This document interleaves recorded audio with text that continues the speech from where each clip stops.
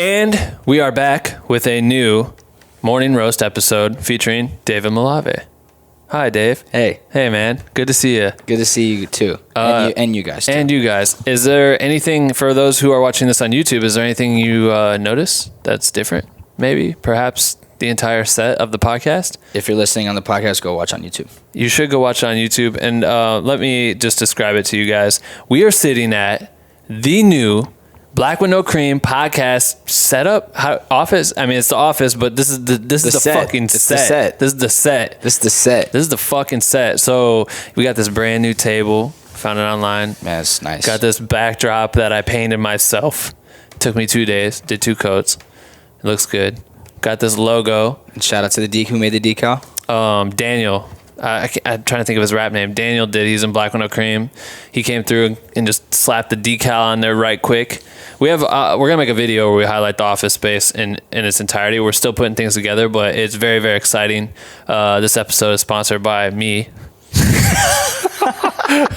So if you want to go get 50% off by going to patreon.com/Black with No Cream and enter Ben. There's no. Just go cop some ill merch. Yeah, just go cop some merch because this shit is not cheap. I promise you. Tables, chairs, fucking trying to make shit look nice for you guys. And we're not anywhere near done. It's just getting close. We still have so many developments that we're making this in the studio, but this is exciting. Like to have a space that's well lit, that looks good, sounds good. Fuck, it makes me more excited to do these podcasts. But anyway, yeah, that's kind of the update, right? That's the only update? The update is the office is looking dope. We're getting to the point where we're gonna start cranking out everything. The podcast we're taking just a slight break on it for a second.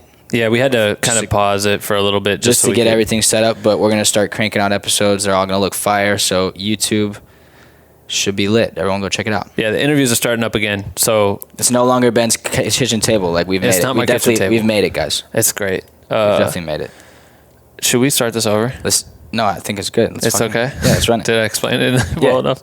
We have a new podcast set up. Right, so anyways, so basically this morning roast, we're calling it Invest in Yourself. Invest in Yourself. We did one recently called Invest in Your Name. And I feel like these are related, but it's a different topic. And we'll have to explain why. 100%. And so we got on this topic because essentially we were sitting here and we were thinking like, damn, because Ben is putting all his money into this idea, in this company, in this studio. Yep. And we were thinking like how valuable that is and how necessary it is, especially for Black with No Cream. But then we even thought about how valuable it is for any creator to invest in yourself, bet on yourself. You know what I mean? Put like this is a money great and time example into of your that. ideas. Yeah. And how that's beneficial. So that's what we're going to talk about today. Right. It's especially like there's nothing more terrifying than just spending a bunch of money on something that might not work. You know what I mean? I think this is working, but I have no idea. It's not like we say it all the time. Black with No Cream doesn't make money. There's no real outlet besides buying merch. And then the Patreon page, which has been awesome because that fucking helps out so much.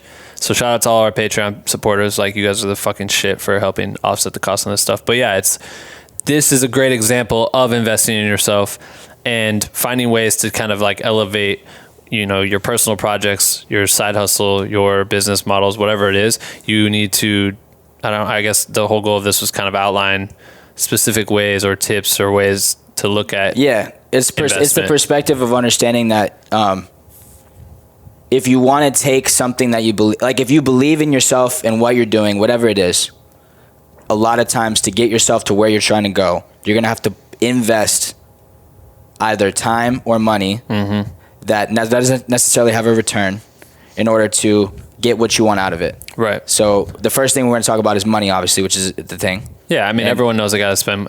And I think there's a lot of excuses that come with money and investing in yourself. I notice that all the time, that people are always like, oh, I can't do this because I don't have the camera. I don't have this lens, or I don't have this fucking gimbal, or I can't draw without the computer I need, or whatever. Like, people set these limitations for themselves because of money, which I understand, and it's not easy to obtain money to spend on stuff that you think. But if you truly believe that you can create a business and a career out of whatever it is that you do. If you're a video creator, okay, I'll use that as an example. If you truly believe that you could become a full-time video creator for weddings, let's just say that for an example. To do that, you need to have some sort of gear. You just need to have gear. It can be done very minimally. You can, if you can get a client to book you to shoot their wedding on an iPhone, which I've fucking seen done before, trust, that's a job. You just got a job. And when if you get $200 for doing that and you shot it all on your iPhone, you did the best you could and you edited it on iMovie on your iPhone, and then you deliver it and the client's happy, and then all of a sudden someone else hears that you're a video creator and you do this, you can go and take that $200 and maybe go buy your first point and shoot camera, and then go shoot another wedding. And then when you get more money, it's about investing that. A lot of people, I think, get their check and then blow it on some shit, right? Versus thinking strategically, like, if I can get this much money, I can invest that money into this and elevate what I'm doing, or update my gear list. And like, that was so crucial for me back in, moving out here. I say that all the time too. It's like, I need to have this camera, I want this lens, and I need to have all these things before I go to California, because when I get to California, I want to fucking hit the ground running, and I want to be able to do these full productions that I have in my head, these visions that I see for myself at the highest level that I can at least afford. And so I worked my ass off doing that shit. And that took, so to piggyback off that, like, that took you, so a lot of people say I don't have money, right? But you had to go out and you were like, okay, I'm going to go make this money. Right. So that I can put it in this and spend it all, because I know it's going to elevate me in XYZ. So 100%. It's like it's not like you had that money. You realize that I need, like, this is something I need, and you went out and go get it. And I think that's something that is valuable, because what I related to in my experience is, when I graduated college and decided to start doing video, all I had was the T4i, or the whatever T Rebel that I got in high school when I was making videos in high school. And so I wanted to start shooting, but I didn't have a camera. And of course I was starting off only shooting for free. But I knew that, okay, if I invest into the quality of my content, then I'm going to elevate myself a lot faster than just going out and trying to shoot on a Rebel. So I was like, okay, I figured out there's a camera rental shop in San Antonio that has every camera. And the rental prices were honestly pretty cheap. You could get an A7S for like $45-50 for one day. Yeah. Return it the next day. Right. Plus whatever lens. So I was like, okay. At first, I was literally paying to shoot. Like, I wasn't getting paid. I was paying money. I was losing money to go out and shoot, because I knew that, okay, if I go out and this video is dope and it's high quality, then I'm going to use that video to get the next video. Right. You know what I mean? Yeah. And if I do that enough times, then there's going to be a point where I'm going to be able to charge. So that was my whole idea, is like, if I'm literally betting on myself. So I'm putting money. If you did 4 or 5 shows, it cost you $250 to go shoot 4 or 5 shows for free. Plus gas money, plus food, plus editing time, all the shit that takes up time and all this whatever. But the idea is that eventually one artist is going to be like, yo, that was dope. Like, can you come do it for me? And be like, yeah, tight. I can do it for $50. Cover the cost of the camera. Next time, cover the cost of the camera and my meals. Next time, cover the cost of my camera and my meals and part of my rent. And then you start developing the business aspect of it. Exactly. That's crucial. I think that a lot of people's like, oh, I don't have a camera. But it's like, yo, borrow lenses. Or like, and if you don't have the money, like, He's talking about BorrowLenses.com. BorrowLenses.com is a rental shop, but I guarantee there's a rental shop in your town that probably has even cheaper stuff. Yeah, totally. And I always see the value in that, because it's like, okay, you may not have the money, but does it mean you have to go Uber for a couple hours? You know what I mean? To get the $50, to get the $100, $150, whatever it is, so that you can get the gear for the gig on Saturday. Right. To go, so that way you can elevate what you have in order to make your content better, because that's ultimately going to make you more money in the future. And I feel like the whole topic of this is the idea that, like, sometimes to elevate yourself, you have to put in money that you don't see the return. Like, I was putting $50, it was gone. You know what I mean? But to me, it was worth it that I knew the return would come eventually. And then, of course, it did. But, like, I think that's valuable. So super valuable. And then when it comes to, so when we talked about the company aspect of it, I feel like that's just the next step of it. Because for Black with No Cream, the whole idea is that, like, you can't start this idea. You can have an idea, but you can't start it without you betting on it yourself. Like, no one's gonna come and give us money for Black with No Cream without us literally proving that it works first. So I guess that's what we're talking about here. No, yeah. Like, I mean, this all came from the idea of just forming a community. The community turned into, there's a super huge need for proper education. I'm sick and tired of seeing so many other fucking people create their sort of educational platform that they do real quick for a quick check, where I'm like, this is that shit's fucking misleading information.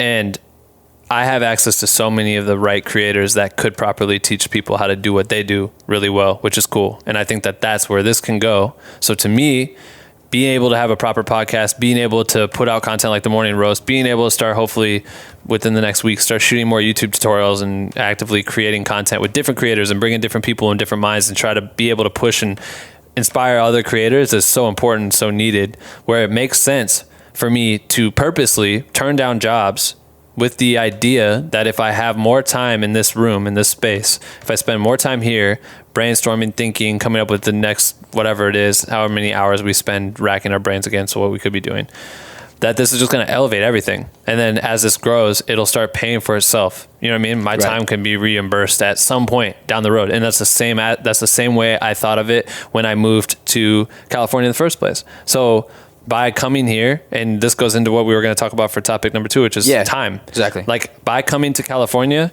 first, I knew I needed some money. So I worked my ass off to do it in a way I didn't prefer to make my money. I would have preferred to have just been like, oh, we love your camera work. It's so good. Here's tons of money. And then I could just put it in the bank. And then I'm like, cool, now I have my budget. I can go to California. But that's fucking not how it's going to happen for anybody. So I had to do the Google tour shit and shoot fucking real estate videos and do all these random things that weren't appealing to me. You know what I mean? Like workout videos and shit that I just didn't want to be doing. And did it, got my money, moved to LA, and was able to spend the money wisely as an investment, like into just spending to create time for myself to be around the right people that could help elevate me and teach me things that I don't know, that I never could have learned where I was from, and hopefully like crack a code for me, which was so crucial. So and I think that like the cool thing about that story is it touches on our 2 topics, because you had to invest money to get the gear, to get what you needed, to get the budget to move out here. But then when you first got out here, you were working for free, for investing months. all the time, not making money, and nothing was returning for you in terms of your time.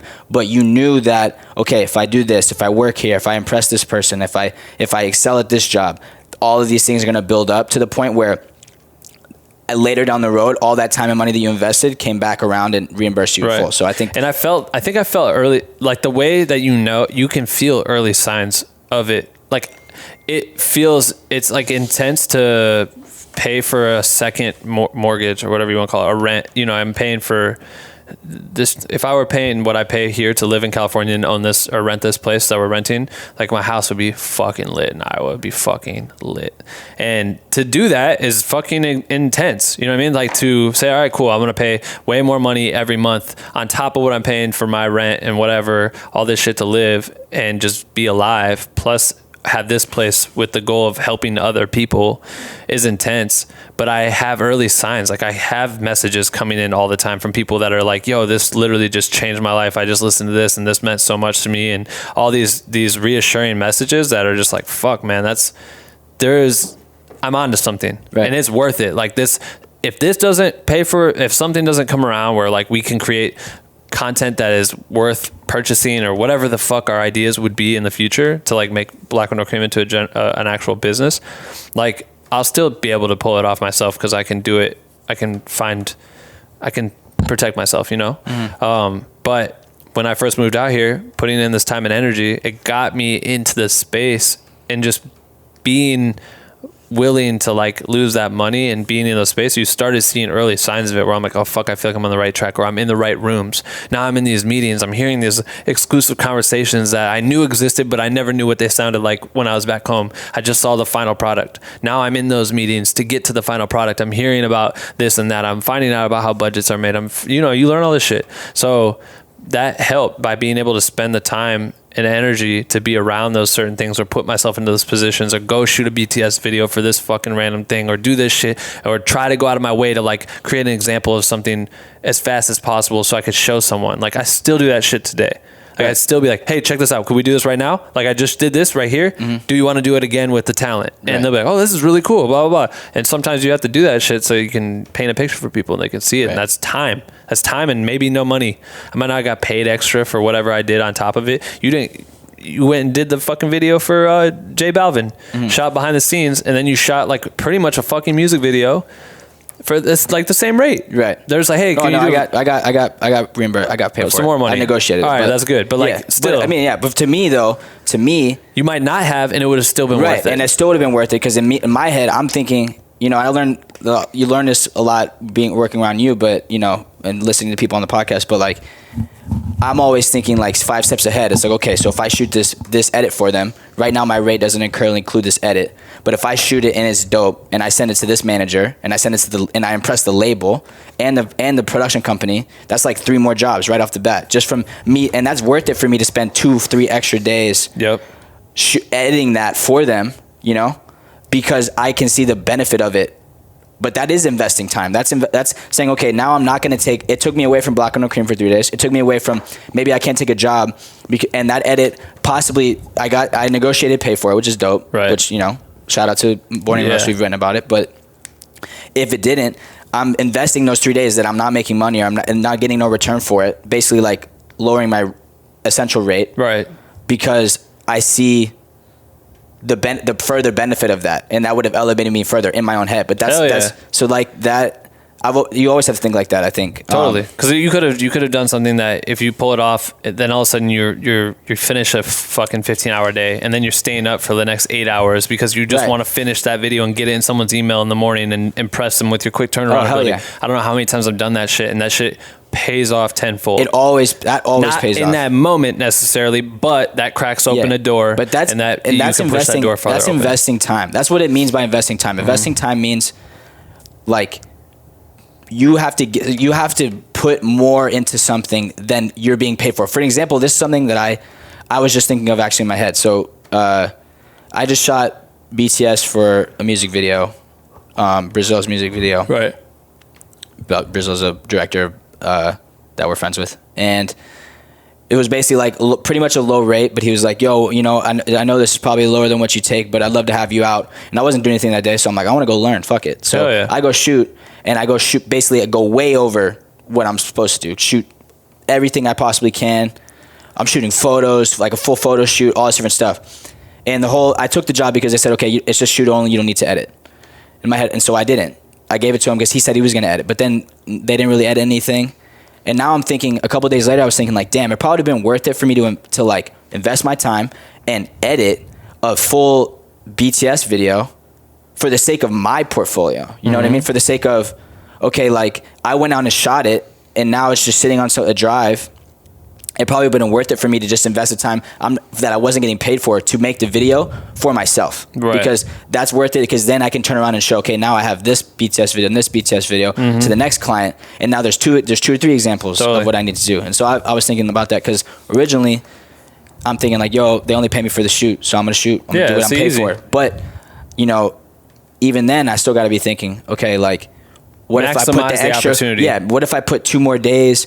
You know, there's probably 2 nights I could just not go out and hang out, or, you know what I mean, not look on my phone and just edit this video, because then I can use that and turn around and get more jobs from it. So I think that's time. Absolutely. Let's move on now. What? Let's move on. Dave's done talking about Dave's done talking about that one. So next topic is we were talking about 𝐀𝐕𝐎𝐑𝐈𝐓𝐄 and study and learning. I think like that people need the idea of spending more time learning what they need to learn. Right. That's what you're gonna say. So go. That's what I was gonna say. Yeah. So, but we try to be like more on top of our shit. So we wrote down some stuff. We wrote. Oh yeah, Ben has a new iPad with an Apple Pencil that he bought for no reason. I'm gonna probably return it in a couple of days. I just thought it would help get my taxes done quicker, and then I filed an extension. Okay. So tell me why. So we talked about investing time into and basically into your own shit, but a lot of people aren't thinking about how investing time also means you got to spend way more time studying and learning. Because people always act like they're the shit at what they do, and I'm like, you really, truly need to invest time, not only in fucking going and meeting people and blah blah blah. If you say you're a photographer, you need to be a great photographer. If you want to make it, you have to understand what your camera settings mean and how to fucking adjust shit on the fly, or how to do, like, learn all aspects of what you do. But even then, it's like, I was even thinking this, like, you could be a great photographer, but are you spending time, like, I was just thinking, like, man, there's so many things I don't know, like retouching or you know what I'm saying? How to like gradient maps and all these, if you're not fully immersed in how Photoshop works, you're capping yourself on what's possible. Right. And like, you could think, oh, but I'm a great photographer, which you are probably, but like, are you investing time to even go further? And I feel like a lot of people always say, invest time in your craft, hone your craft, but like, they have to truly like do it. Like, there's like people say 10,000 hours, that whole fucking shit. You need to do that, because if you can't do what you do well, then you aren't going to do shit in this industry. Like, there's so many people that have gotten through that fucking little crack. They figured out a way to slide through and get really far, and they're trash. They just got lucky. You know what I mean? And some people idolize those people. That's fucking stupid as fuck, because it's not who you want to be. You want to be talented. You want to be the top. You want to be so knowledgeable that you can fucking, because this is the truth. Having knowledge in what just you do alone, and then as soon as you conquer what you do really well, move on to the next thing that is closest to you. So if you're really good at photography, like Dave said, then learn how to do the editing. And if you're really good at editing, then learn how to do fucking photo shoots in a studio. Yeah. Do you know light? Like, are you studying? Studying the lighting? Yeah. You know? Go into each seed and start becoming a master in all of that. Because when you get to the position where you're tired of just being a shooter every day, and you want to start building a company where you can put on other shooters, because you've built like that, knowing multiple lanes, you don't have to be an expert in every single one of them. And honestly, you shouldn't. You should be, you'll spend too much time on some other shit and pull yourself away. But if you can become really good at what you do and start learning what every other position is, and kind of like, dip in it a little bit, it opens up how you're able to communicate. And then when you start talking and building your relationships with these different clients, you start having the ability to say things that make sense to them. And then they start to trust you more. Oh shit, he understands this and this. He can cover way more than what I thought he could cover. Now he can edit this shit, and he can shoot this shit, and he can fucking organize it and produce it, and fucking do all the post work, and then make sure it's delivered with all the aspect ratios and all the blah, blah, blah. Like, because you can speak the language, or whatever the shit. Speak the language. Yeah, speaking the language is so key. But like, we wanted to bring in Kavika because the whole idea was, Kavika's great. We're running on 22 minutes, by the way. Right. We're trying to keep it under 30. Yeah. Speaking about Kavika, because like, for example, all of us want to know how to make the illest effects on our videos. Everyone's videos or photos, whatever you're making. Everyone is like, we're looking up to these people that do it the best, right? But these people do the best effects, the best VFX, the best whatever, because they've spent the time and they studied like the actual tools and the techniques in the programs that actually sucks to learn. Like, it takes hours and hours and hours of practice that you'll never be able to do those things that you're looking up to. You say you want to do these things, but you're not spending the time actually, we're all guilty of it. And I think we wanted to bring Kavika up because he's obviously a legend. Kavika is the best example, because if you don't know Kavika, he hasn't been on the podcast yet, and we will have him on here. He is an insane VFX artist. He can direct, he can shoot, he can do everything, but VFX are like his fucking bread and butter, and he is a machine with this shit. He's done VFX on everything you can think of. He's got 2 moon men sitting in his room. He's won those shits.